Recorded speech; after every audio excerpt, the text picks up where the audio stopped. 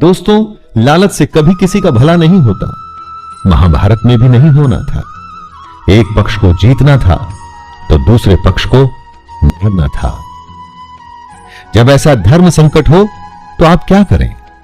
अर्जुन पूछते हैं, हे माधव, अपने ही बांधव धृतराष्ट्र के पुत्रों को मारने के लिए हम योग्य नहीं हैं, क्योंकि अपने ही कुटुंब को मारकर हम कैसे सुखी होंगे? दोस्तों, जब कभी आपके सामने ऐसी परिस्थिति आए जिसमें लालच की वजह से बंटवारा हो रहा हो या झगड़ा हो रहा हो, तो ठंडे दिमाग से अर्जुन की इस हालत के बारे में सोचिएगा और देखिएगा कि इतना करके दुनिया का सबसे बड़ा युद्ध करके किसको क्या हासिल हुआ। आपका शत्रु किसी भी प्रकार के पाप को करने को तैयार है, लेकिन आप समझते हैं कि जो गलत है, अनुचित है, वो नहीं करना चाहिए। इन दो श्लोक में अर्जुन ने इसी दुविधा को बताया है। यद्यपि लोभ से भ्रष्ट चित्त हुए ये लोग कुल के नाश से उत्पन्न दोष को और मित्रों से विरोध करने में पाप को नहीं देखते, तो भी हे जनार्दन, कुल के नाश से उत्पन्न दोष को जानने वाले हम लोगों को इस पाप से हटने के लिए क्यों नहीं विचार करना चाहिए? दुश्मन गलत कर रहा है, वो ये नहीं समझता, लेकिन आप तो समझते हैं।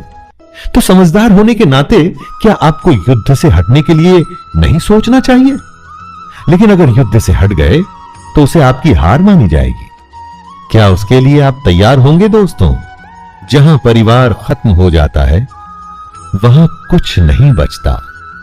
कुल का नाश होने का मतलब सब कुछ खत्म हो जाना होता है। ऐसी ही स्थिति में अर्जुन फंसे हुए हैं। वो कहते हैं, कुल के नाश से सनातन कुल धर्म नष्ट हो जाते हैं तथा धर्म का नाश हो जाने पर संपूर्ण कुल में पाप भी बहुत फैल जाता है। अर्जुन जो कहना चाहते हैं वो ये है कि अगर परिवार नष्ट होता है तो धर्म नष्ट होता है। धर्म के नष्ट होने से पूरे कुल, संपूर्ण परिवार में पाप बढ़ जाता है। परिवार ही है जो हमें अपनी जड़ों से, अपने गुणों से, अपने आदर्शों से जोड़ के रखता है। उसके खत्म होते ही समाज में चारों तरफ पाप बढ़ने लगता है। दोस्तों, आप चाहें तो अपने चारों तरफ भी देख सकते हैं। जहां परिवार का सम्मान नहीं, वहां किसी भी बात का सम्मान नहीं होता और समाज पतन की ओर ही जाता है।